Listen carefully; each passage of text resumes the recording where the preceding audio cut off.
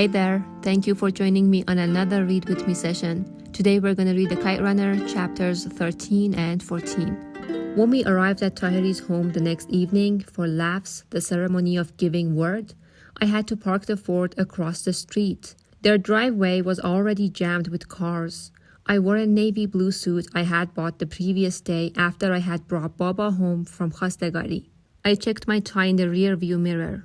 You look khoshtip, Baba said, handsome. Thank you, Baba. Are you all right? Do you feel up to this? Up to this? It's the happiest day of my life, Amir, he said, smiling tiredly. I could hear chatter from the other side of the door, laughter and Afghan music playing softly. It sounded like a classical ghazal by Ustad Sarhang. I rang the bell. A face peeked through the curtains of the foyer window and disappeared. They're here, I heard a woman's voice say. The chatter stopped. Someone turned off the music. Khanum Taheri opened the door. Salam alaikum, she said, beaming. She'd permed her hair, I saw, and wore an elegant ankle-length black dress. When I stepped into the foyer, her eyes moistened. You're barely in the house and I'm crying already, Amir Jan, she said. I planted a kiss on her hand, just as Baba had instructed me to do the night before. She led us through a brightly lit hallway to the living room. On the wood-paneled walls, I saw pictures of the people who would become my new family. A young bouffant-hair Khanum Taheri and the general, Niagara Falls in the background. Khanum Taheri in a seamless dress, the general in a narrow lapelled jacket and thin tie. His hair full and black. Soraya about to board a wooden roller coaster, waving and smiling, the sun glinting off the silver wires in her teeth. A photo of the general, dashing in full military outfit, shaking hands with King Hussein of Jordan. A portrait of Zahir Shah. The living room was packed with about 24 guests, seated on chairs placed along the walls. When Baba entered, everybody stood up. We went around the room, Baba leading slowly, me behind him, shaking hands and greeting the guests. The general is still in his grey suit, and Baba embraced, gently tapping each other on the back. They said their salams in respectful, hushed tones. The general held me at arm's length and smiled knowingly, as if saying, Now this is the right way, the Afghan way to do it, Bacham. We kissed 3 times on the cheek. We sat in the crowded room, Baba and I next to each other, across from the general and his wife. Baba's breathing had grown a little ragged, and he kept wiping sweat off his forehead and scalp with his handkerchief. He saw me looking at him and managed a strained grin. I'm all right, he mouthed. In keeping the tradition, Soraya was not present. A few moments of small talk and idle chatter followed until the general cleared his throat. The room became quiet and everyone looked down at their hands in respect. The general nodded toward Baba. Baba cleared his own throat. When he began, he couldn't speak in complete sentences without stopping to breathe. General Saheb, Khanum Jamila Jan, it's with great humility that my son and I have come to your home today. You are honorable people from distinguished and reputable families and proud lineage. I come with nothing but utmost ihtiram and the highest regards for you, your family names, and the memory of your ancestors.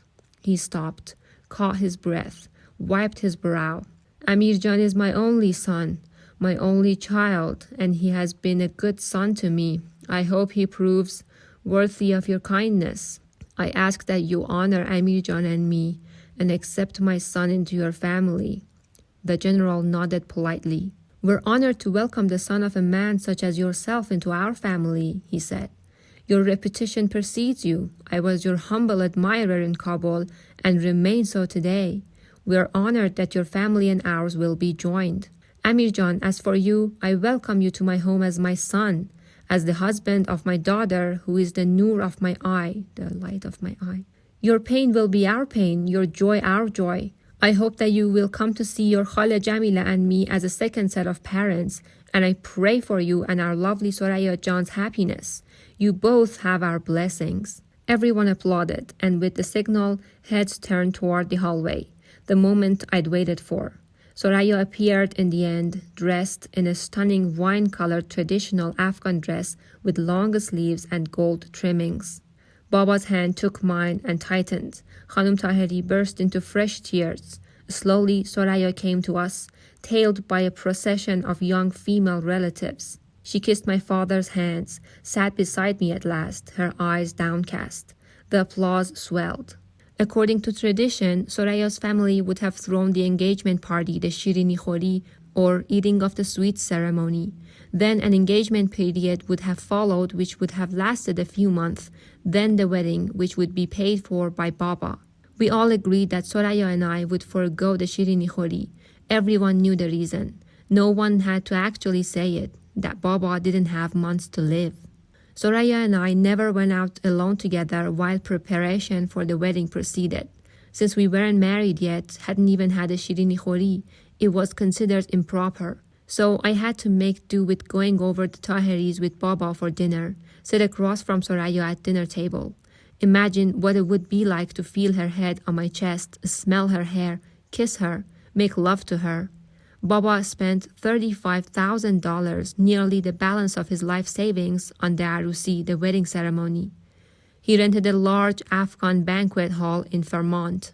The man who owned it knew him from Kabul and gave him a sustainable discount. Baba paid for the chilas, our matching wedding bands, and for the diamond ring I picked out. He bought my tuxedo and my traditional green suit for the nikah, the swearing ceremony. For all the frenzied preparations that went into the wedding night, most of it blessedly by Khanum Taheri and her friends, I remember only a handful of moments from it. I remember our nikah. We were seated around the table, Soraya and I dressed in green, the color of Islam, but also the color of spring and new beginnings. I wore a suit, Soraya the only woman at the table, a veiled long-sleeved dress. Baba, General Taheri, in a tuxedo this time, and several of Soraya's uncles were also present at the table. Soraya and I looked down, solemnly respectful, casting only sideways glances at each other. The mullah questioned the witnesses and read from the Quran. We said our oaths, signed the certificates. One of Soraya's uncles from Virginia, Sharif John, Khanum Taheri's brother, stood up and cleared his throat. Soraya had told me that he had lived in the US for more than 20 years. He worked for the INS and had an American wife.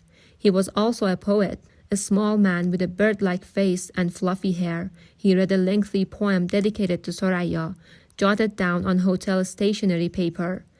"Bah bah, Sharif John," everyone exclaimed when he finished. I remember walking toward the stage, now in my tuxedo, Soraya a veiled peri, angel, in white. Our hands locked. Baba hobbled next to me, the general and his wife beside their daughter. A procession of uncles, aunts, and cousins followed us as we made our way through the hall, parting a sea of applauding guests, blinking at flashing cameras. One of Soraya's cousins, Sharif John's son, held the Quran over our heads as we inched along. The wedding song, Ahe Saboro, blared from the speakers, the same song the Russian soldier at the Mahipar checkpoint had sung the night Baba and I left Kabul. "Make morning into a key and throw it into the well. Go slowly, my lovely moon, go slowly. Let the morning sun forget to rise in the east. Go slowly, my lovely moon, go slowly." I remember sitting on the sofa set on the stage like a throne, Soraya's hand in mine, as 300 or so faces looked on. We did INM Masaf, where they gave us a mirror and threw a veil over our heads, so we'd be alone to gaze at each other's reflection, looking at Soraya's smiling face in that mirror, in the momentary privacy of the veil. I whispered to her for the first time that I loved her. A blush, red like henna, bloomed on her cheeks. I picture colorful platters of chopan kebab, shole gushti, and wild orange rice. I see Baba between us on the sofa, smiling. I remember sweat-drenched men dancing the traditional atan in the circle, bouncing, spinning faster and faster with the feverish tempo of the tabla until all but a few dropped out of the ring with exhaustion. I remember wishing Rahim Khan were there, and I remember wondering if Hassan too had married, and if so, whose face he had seen in the mirror under the veil, whose henna-painted hands had he held. Around 2 a.m., the party moved from the banquet hall to Baba's apartment. Tea flowed once more and music played until the neighbors called the cops. Later that night, the sun less than an hour from rising and the guests finally gone, Soraya and I lay together for the first time. All my life, I'd been around men. That night, I discovered the tenderness of a woman. It was Soraya who suggested that she move in with Baba and me. I thought you might want us to have our own place, I said. With Kakajan as sick as he is, she replied. Her eyes told me there was no way to start a marriage. I kissed her. Thank you. Soraya dedicated herself to taking care of my father. She made his toast and tea in the morning and helped him in and out of bed. She gave him his pain pills, washed his clothes, read him the international section of the newspaper every afternoon. She cooked his favorite dish, potato shorba, though he could scarcely eat more than a few spoonfuls, and took him out every day for a brief walk around the block. And when he became bedridden, she turned him on his side every hour so he wouldn't get a bed sore. One day, I came home from the pharmacy with Baba's morphine pills. Just as I shut the door, I caught a glimpse of Soraya quickly sliding something under Baba's blanket. Hey, I saw that. What were you two doing? I said. Nothing, Soraya said, smiling. Liar. I lifted Baba's blanket. What's this? I said, though as soon as I picked up the leather-bound book, I knew. I traced my fingers along the gold-stitched borders. I remembered the fireworks the night Rahim Khan had given it to me, the night of my 13th birthday, flares sizzling and exploding into bouquets of red, green, and yellow. I can't believe you can write like this, Soraya said. Baba dragged his head off the pillow. I put her up to it. I hope you don't mind. I gave the notebook back to Soraya and left the room. Baba hated it when I cried. A month after the wedding, the Taheris, Sharif, his wife Susie, and several of Soraya's aunts came over to our apartment for dinner. Soraya made sabzi chelo, white rice with spinach and lamb. After dinner, we all had green tea and played cards in groups of 4. Soraya and I played with Sharif and Susie on the coffee table, next to the couch where Baba lay under a wool blanket. He watched me joking with Sharif, watched Soraya and me lacing our fingers together, watched me push back a loose curl of her hair. I could see his internal smile, as wide as the skies of Kabul on nights when poplars shivered and the sound of crickets swelled in the gardens. Just before midnight, Baba asked us to help him into bed. Soraya and I placed his arms on our shoulders and wrapped ours around his back.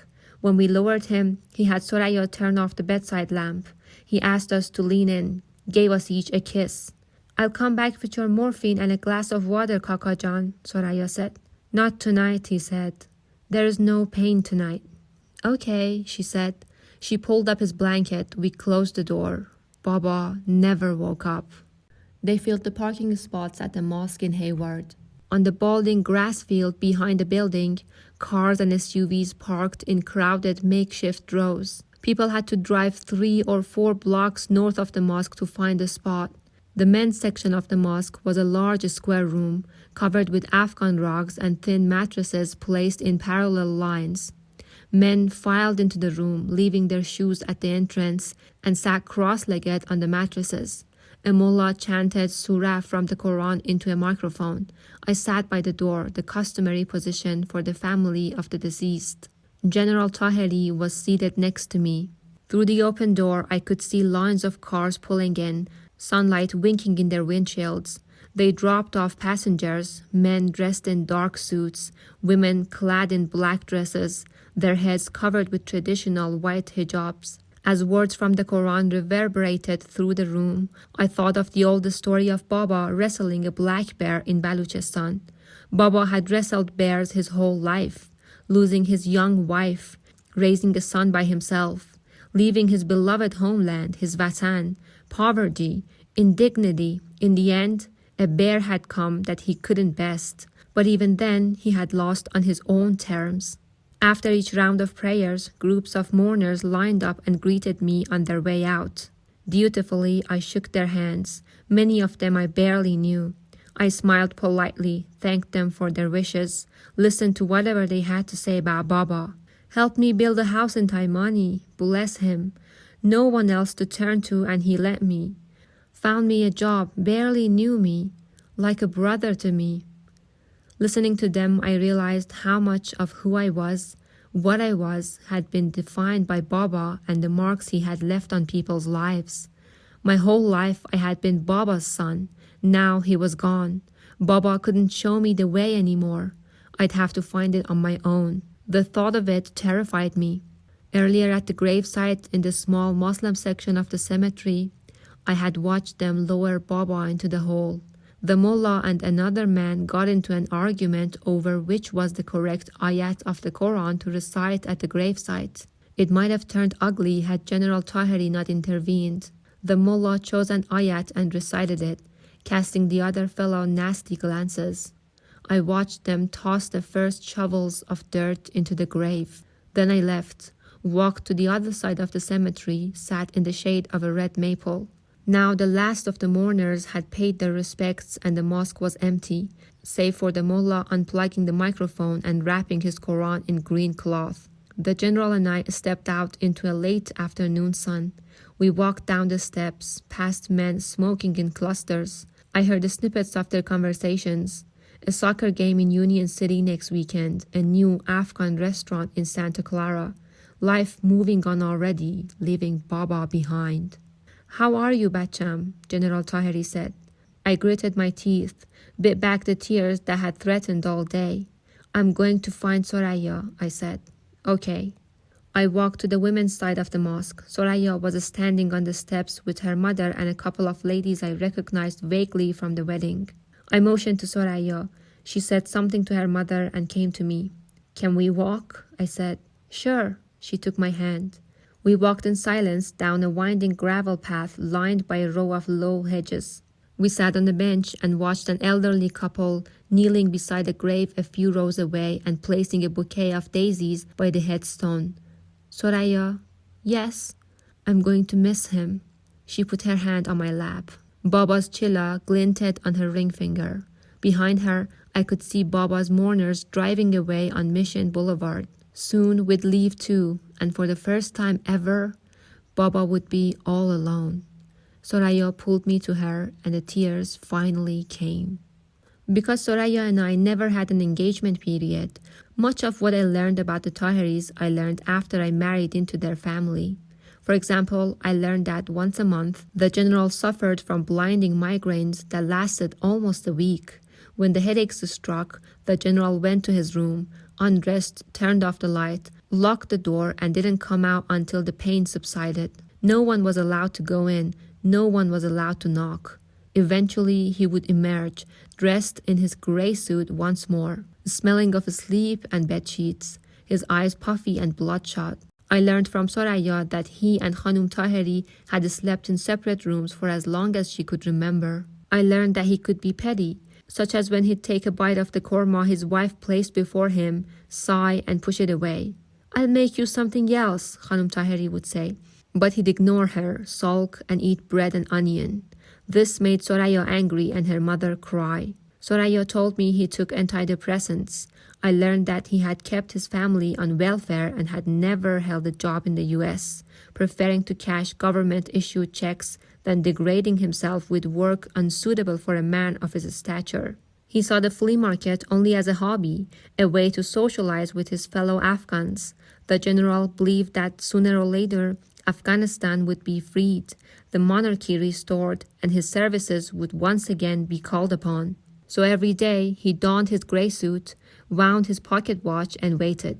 I learned that Khanum Taheri, whom I called Khala Jamila now, had once been famous in Kabul for her enchanting singing voice. Though she had never sung professionally, she had had a talent to. I heard she could sing folk songs, ghazals, even reggae, which was usually a man's domain.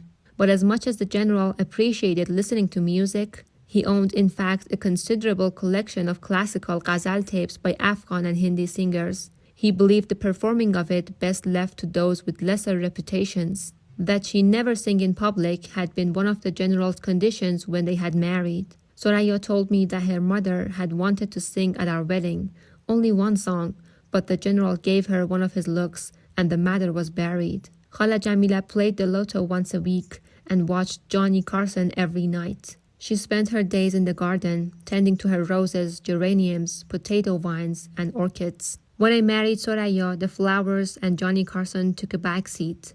I was the new delight in Khala Jamila's life. Unlike the general's guarded and diplomatic manners, he didn't correct me when I continued to call him General Saheb. Khala Jamila made no secret of how much she adored me. For one thing, I listened to her impressive list of maladies, something the general had long turned a deaf ear to. Soraya told me that ever since her mother's stroke, every flutter in her chest was a heart attack, every aching joint the onset of rheumatoid arthritis, and every twitch of the eye another stroke. I remember the first time Khala Jamila mentioned a lump in her neck to me. "I'll skip school tomorrow and take you to the doctor," I said, to which the general smiled and said, "Then you might as well turn in your books for good, Bacham. Your Khala's medical charts are like the works of Rumi. They come in volumes." But it wasn't just that she'd found an audience for her monologues of illness. I firmly believed that if I had picked up a rifle and gone on a murdering rampage, I would have still had the benefit of her unblinking love, because I had rid her heart of its gravest malady. I had relieved her of the greatest fear of every Afghan mother, that no honorable Khastagar would ask for her daughter's hand, that her daughter would age alone, husbandless, childless. Every woman needed a husband, even if he did silence the song in her. And from Soraya, I learned the details of what had happened in Virginia. We were at a wedding. Soraya's uncle, Sharif, the one who worked for the INS, was marrying his son to an Afghan girl from Newark. The wedding was at the same hall where 6 months prior, Soraya and I had had our arusi. We were standing in a crowd of guests, watching the bride accept rings from the groom's family, when we overheard two middle-aged women talking, their backs to us. "What a lovely bride," one of them said. "Just look at her, so maqbool, like the moon." "Yes," the other said, "and pure too, virtuous, no boyfriends." "I know, I tell you, that boy did well not to marry his cousin." Soraya broke down on the way home. I pulled the Ford off to the curb, parked under a street light on Vermont Boulevard. "It's all right," I said, pushing back her hair. "Who cares?" "It's so fucking unfair," she barked. "Just forget it. Their sons go out to nightclubs looking for meat and get their girlfriends pregnant. They have kids out of wedlock and no one says a goddamn thing. Oh, they're just men having fun. I make one mistake and suddenly everyone is talking nang and namus, and I have to have my face rubbed in it for the rest of my life." I wiped a tear from her jawline, just above the birthmark with the pad of my thumb. "I didn't tell you," Soraya said, dabbing at her eyes. "But my father showed up with a gun that night. He told him that he had 2 bullets in the chamber, one for him and one for himself if I didn't come home. I was screaming, calling my father all kinds of names, saying he couldn't keep me locked up forever, that I wish he were dead." Fresh tears squeezed out between her lids. "I actually said that to him, that I wished he were dead. When he brought me home, my mother threw her arm around me, and she was crying too. She was saying things, but I couldn't understand any of it because she was slurring her words so badly. So my father took me up to my bedroom and sat me in front of the dresser mirror. He handed me a pair of scissors and calmly told me to cut off all my hair. He watched while I did it. I didn't step out of the house for weeks, and when I did, I heard whispers or imagined them everywhere I went. That was 4 years ago and 3,000 miles away, and I'm still hearing them." "Fuck them," I said. She made a sound that was half sob, half laugh. "When I told you about this on the phone the night of Khastagari, I was sure you'd change your mind." "No chance of that, Soraya." She smiled and took my hand. "I'm so lucky to have found you. You're so different from every Afghan guy I've met." "Let's never talk about this again, okay?" "Okay." I kissed her cheek and pulled away from the curb. As I drove, I wondered why I was different. Maybe it was because I had been raised by men. I hadn't grown up around women and had never been exposed firsthand to the double standard which Afghan society sometimes treated them. Maybe it was because Baba had been such an unusual Afghan father, a liberal who had lived by his own rules, a maverick who had disregarded or embraced social customs as he had seen fit. But I think a big part of the reason I didn't care about Soraya's past was that I had one of my own. I knew all about regret. Shortly after Baba's death, Soraya and I moved into a one-bedroom apartment in Vermont, just a few blocks away from the General and Khala Jamila's house. Soraya's parents bought us a brown leather couch and a set of mikasa dishes as housewarming presents. The General gave me an additional present, a brand new IBM typewriter. In the box, he had slipped a note written in Farsi. Amir Jan, I hope you discover many tales on these keys. General Iqbal Taheri. I sold Baba's VW bus, and to this day, I have not gone back to the flea market. I would drive to his gravesite every Friday, and sometimes I'd find a fresh bouquet of freesias by the headstone and know Soraya had been there too. Soraya and I settled into the routines and minor wonders of married life. We shared toothbrushes and socks. Toothbrushes? Really? Passed each other the morning paper. She slept on the right side of the bed. I preferred the left. She liked fluffy pillows. I liked the hard ones. She ate her cereal dry like a snack, and I chased it with milk. I got my acceptance at San Jose State that summer and declared an English major. I took on a security job, swing shift at a furniture warehouse in Sunnyvale. The job was dreadfully boring, but its saving grace was a considerable one. When everyone left at 6 p.m. and shadows began to crawl between aisles of plastic-covered sofas piled to the ceiling, I took out my books and studied. It was in the pine soul-scented office of that furniture warehouse that I began my first novel. Soraya joined me at San Jose State the following year and enrolled, to her father's chagrin, in the teaching track. I don't know why you're wasting your talents like this, the General said one night over dinner. Did you know, Amir Jan, that she earned nothing but A's in high school? He turned to her. An intelligent girl like you could become a lawyer, a political scientist. And inshallah, when Afghanistan is free, you could help write a new constitution. There would be a need for young, talented Afghans like you. They might even offer you a ministry position, given your family name. I could see Soraya holding back, her face tightening. I'm not a girl, Pedar. I'm a married woman. Besides, they'd need teachers too. Anyone can teach. Is there any more rice, Madar? Soraya said. After the General excused himself to meet some friends in Hayward, Khala Jamila tried to console Soraya. He means well, she said. He just wants you to be successful, so he can boast about his attorney daughter to his friends. Another medal for the General, Soraya said. Such nonsense you speak. Successful, Soraya hissed. At least I'm not like him, sitting around while other people fight the Shoravi, waiting for when the dust settles so he can move in and claim his posh little government position. Teaching may not pay much, but it's what I want to do. It's what I love, and it's a whole lot better than collecting welfare, by the way. Khala Jamila bit her tongue. If he ever hears you saying that, he will never speak to you again. Don't worry, Soraya snapped, tossing her napkin on the plate. I won't bruise his precious ego. In the summer of 1988, about 6 months before the Soviets withdrew from Afghanistan, I finished my first novel, a father-son story set in Kabul, written mostly with the typewriter the General had given me. I sent query letters to a dozen agencies and was stunned one August day when I opened our mailbox and found a request from a New York agency for the completed manuscript. I mailed it the next day. Soraya kissed the carefully wrapped manuscript, and Khala Jamila insisted we pass it under the Quran. She told me that she was going to do nazr for me, a vow to have a sheep slaughtered and the meat given to the poor if my book was accepted. Please, no nazr, Khala Jan, I said, kissing her face. Just do zakat. Give the money to someone in need, okay? No sheep killing.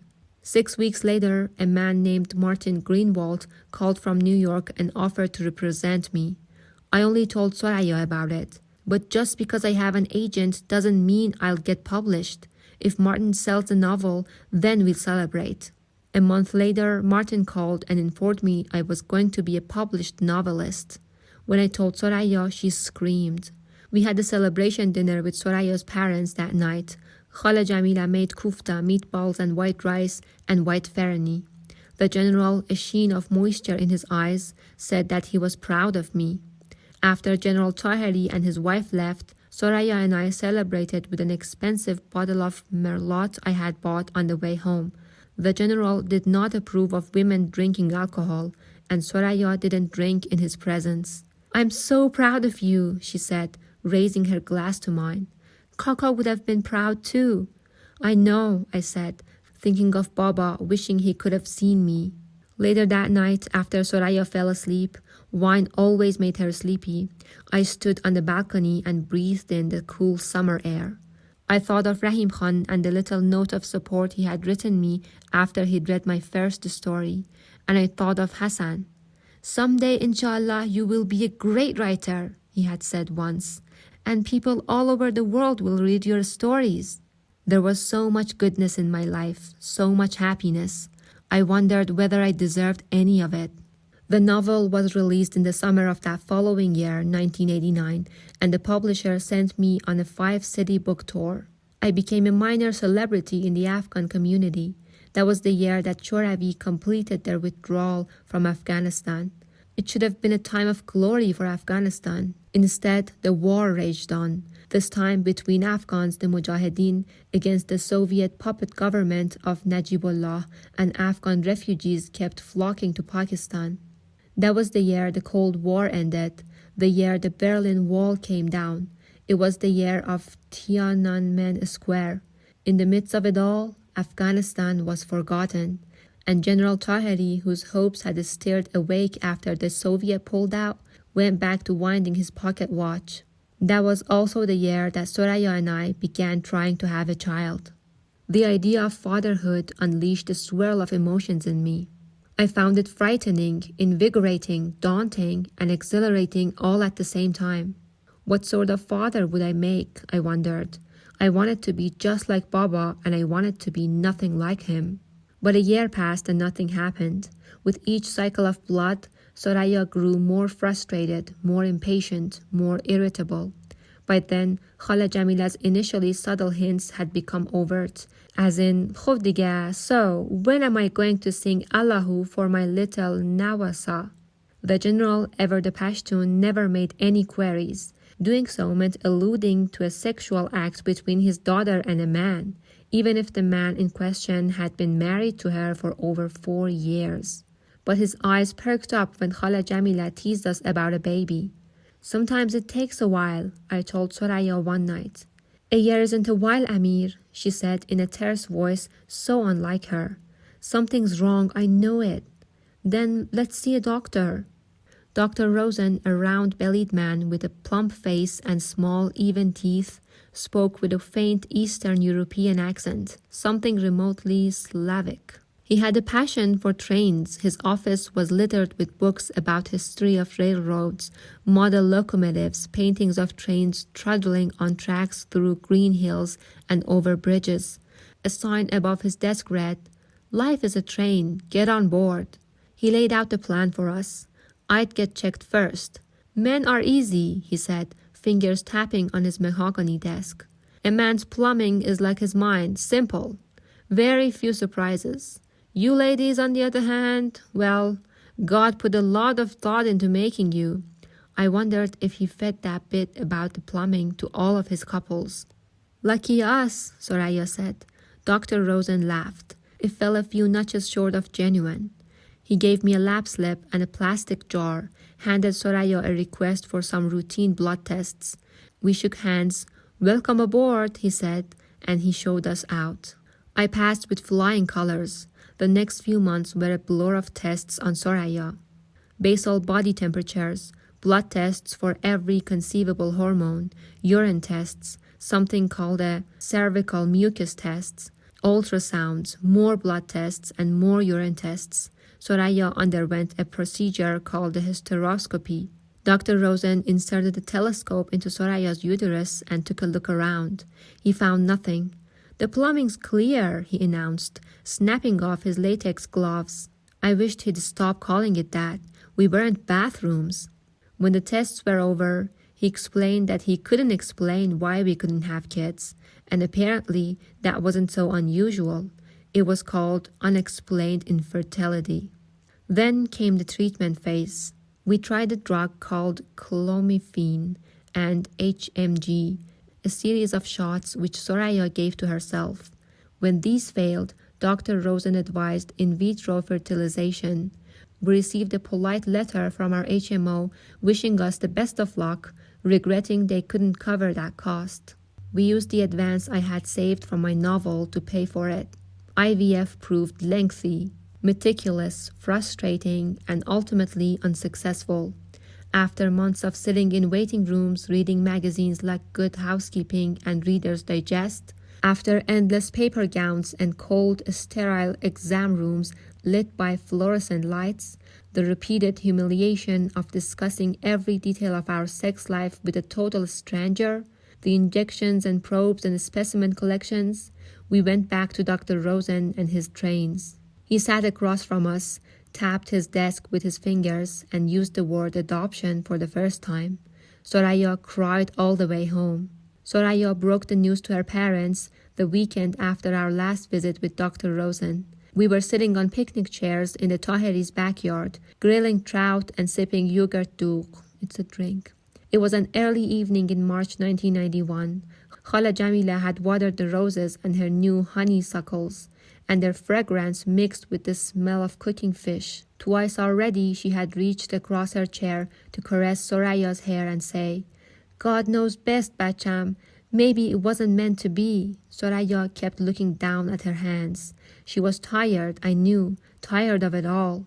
"The doctor said we could adopt," she murmured. General Taheris' head snapped up at this. He closed the barbecue lid. "He did? He said it was an option," Soraya said.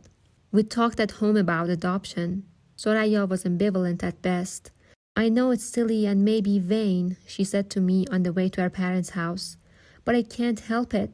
I've always dreamed that I'd hold it in my arms and know my blood had fed it for 9 months. That I'd look into its eyes one day and be startled to see you or me. That the baby would grow up and have your smile or mine. Without that, is that wrong?" "No," I had said. "Am I being selfish?" "No, Soraya.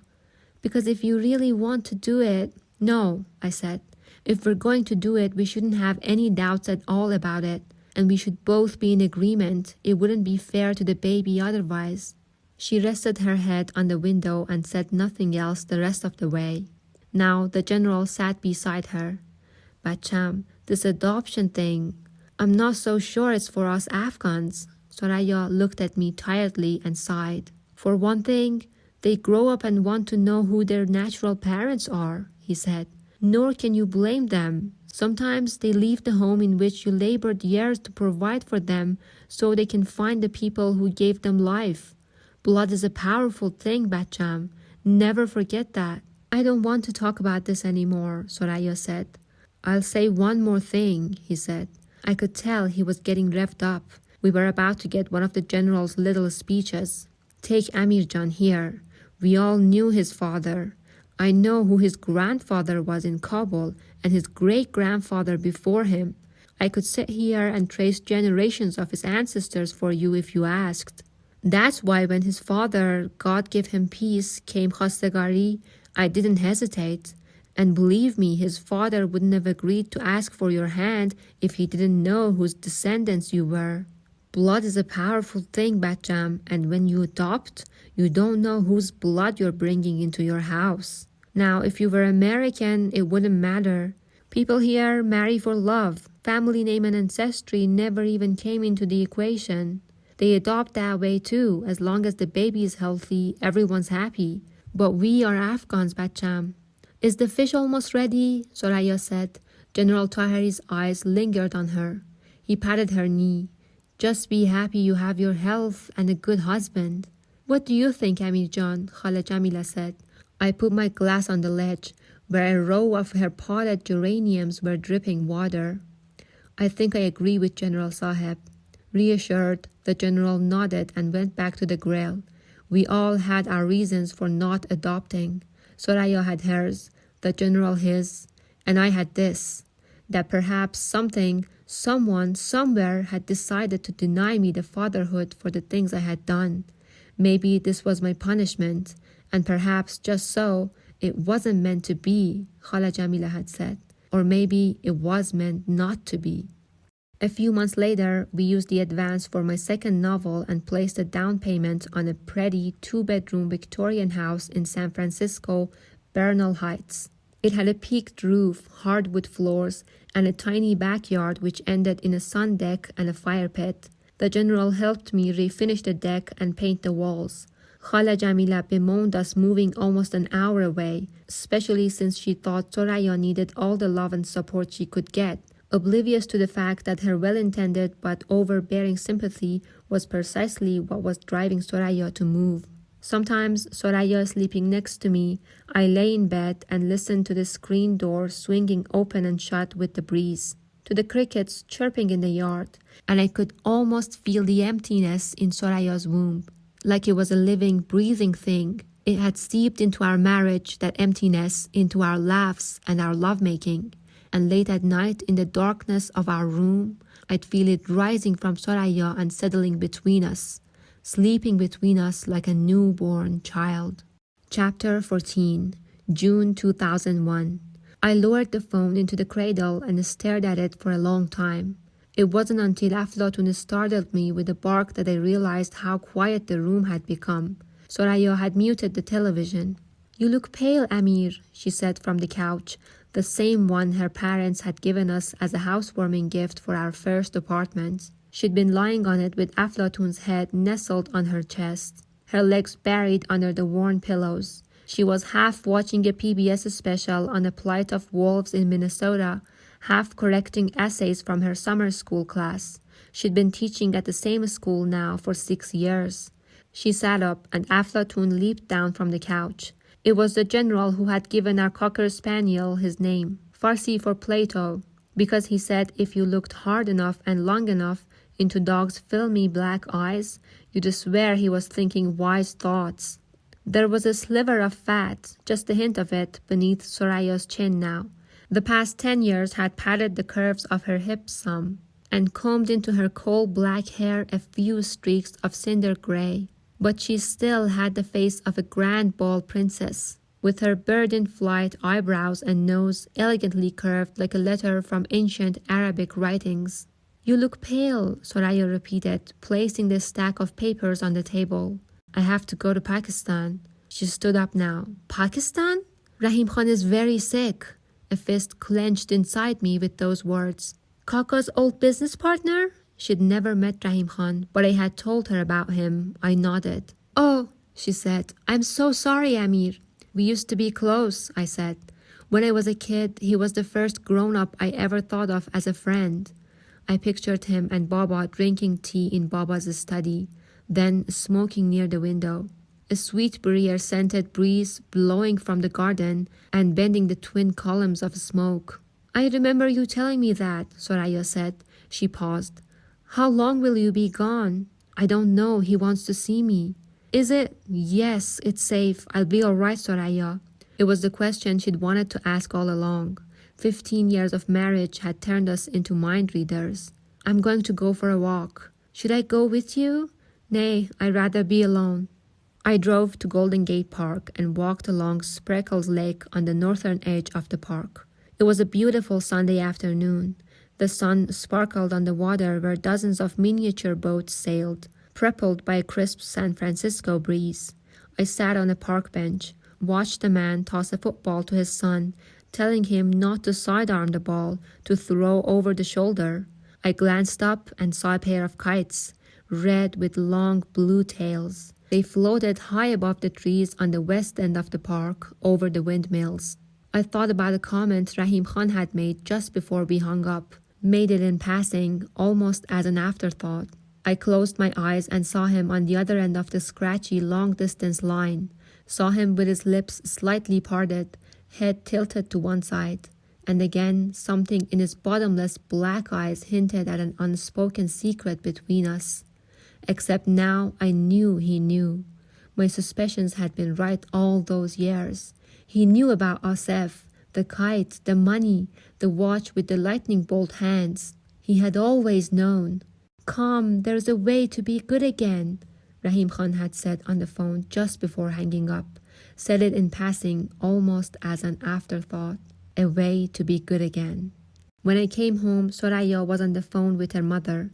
"Won't be long, Mother John. A week, maybe 2. "Yes, you and Pedar can stay with me." 2 years earlier, the general had broken his right hip. He'd had one of his migraines again, and emerging from his room, bleary-eyed and dazed, he had tripped over a loose carpet edge. His scream had brought Khala Jamila running from the kitchen. It sounded like a jaru, a broomstick snapping in half, she was always fond of saying, though the doctor had said it was unlikely she'd heard anything of the sort. The general's shattered hip and all of the ensuing complications, the pneumonia, blood poisoning, the protracted stay in the nursing home, ended Khala Jamila's long-running soliloquies about her own health, and started new ones about the general's. She'd tell anyone who would listen that the doctors had told them his kidneys were failing. But then they had never seen Afghan kidneys, had they? She'd say proudly. What I remember the most about the general's hospital stay is how Khala Jamila would wait until he fell asleep and then sing to him songs I remembered from Kabul, playing on Baba's scratchy old transistor radio. The general's frailty and time had softened things between him and Soraya too. They took walks together, went to lunch on Saturdays, and sometimes the general sat in on some of her classes. He'd sit in the back of the room, dressed in his shiny old gray suit, wooden cane across his lap, smiling. Sometimes he even took notes. That night, Soraya and I lay in bed, her back pressed to my chest, my face buried in her hair. I remember when we used to lay forehead to forehead, sharing afterglow kisses and whispering until our eyes drifted closed, whispering about tiny curled toes, first smiles, first words, first steps. We still did sometimes, but the whispers were about school, my new book, a giggle over someone's ridiculous dress at a party. Our lovemaking was still good, at times better than good, but some nights all I'd feel was a relief to be done with it, to be free to drift away and forget, at least for a while, about the futility of what we'd just done. She never said so, but I knew sometimes Soraya felt it too. On those nights, we'd each roll to our side of the bed and let our own savior take us away. Soraya's was asleep.